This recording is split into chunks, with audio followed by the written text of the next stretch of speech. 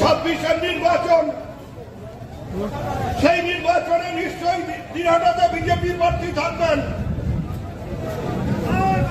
আমরা 2018-তে দিনহাটা শহরে হেরেছি, 2019-এ দিনহাটা শহরে হেরেছি, 2021-এ দিনহাটা শহরে হেরেছি, 2024-এ দিনহাটা শহরে হেরেছি।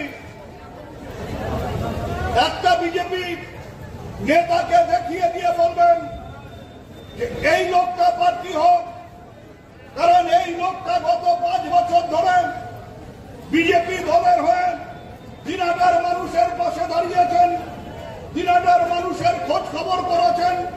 দিনহাটার মানুষ কোন সমস্যায় পড়লে বিজেপির এই নেতাটাকে আমরা পেয়েছি। সেই রকম যদি কোনো প্রার্থী বিজেপির হয়ে দিনহাটায় দাঁড়ায়, তাহলে আপনাদের তৃণমূলের কাউকে ভোট দেওয়ার দরকার নেই, বিজেপি প্রার্থীকেই ভোট দেবেন।